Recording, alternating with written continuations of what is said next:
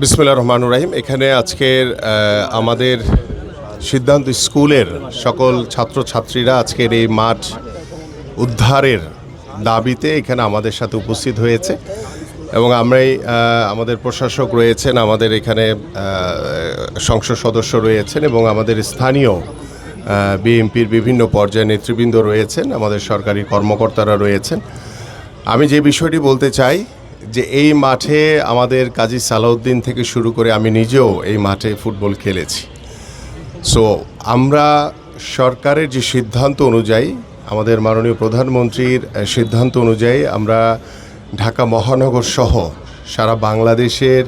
গ্রামীণ জনপদে ইতিমধ্যে আপনারা জানেন যে গতকাল থেকে আমাদের কার্যক্রম শুরু হয়েছে, যে আমরা ঢাকা শহর সহ বিভিন্ন জায়গায় যেখানেই খেলার মাঠ রয়েছে, যদি সেই খেলার মাঠ যদি কোনো দখলদারের আওতায় থাকে সেখান থেকে দখল মুক্ত করার জন্য আমাদের ইতিমধ্যে আমরা সিদ্ধান্ত নিয়েছি। পাশাপাশি আমাদের এই মাঠগুলো যাতে আমরা খেলার উপযোগী করে প্রত্যেকটি এলাকার জনসাধারণ এবং আমাদের ভবিষ্যৎ প্রজন্ম তরুণদের জন্য যাতে খেলার মাঠ উপযোগী করে দিতে পারি সেই বিষয়েও আমাদের ইতিমধ্যে সিদ্ধান্ত হয়েছে। সো আমরা আজকে এখানে গাবতলী যে খেলার মাঠ এসছে, এখানে আদালতের একটি রায় রয়েছে, তা আমরা বিশ্বাস করি আদালতের প্রতি সম্মান রেখেই এই এলাকাবাসী এবং সিদ্ধান্ত স্কুল আইনগত ভিত্তিগুলো ফেস করে ইনশাল্লাহ এই যে পুরাটা মাঠের যে একটি বৃহৎ অংশ এখনও দখল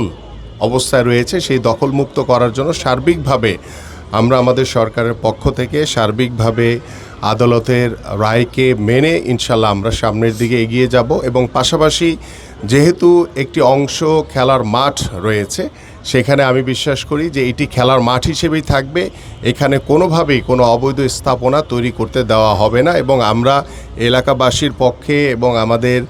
এই সিদ্ধান্ত স্কুলের পক্ষ থেকে আমরা আশা করি যে এই এলাকার শুধু স্কুলের বাচ্চারা নয়, এই এলাকার যারা ছোট ছোট বাচ্চারা রয়েছে তারাও এখানে খেলাধুলা করবে এবং এটি খেলার মাঠ হিসেবেই ব্যবহৃত হবে ইনশাল্লাহ।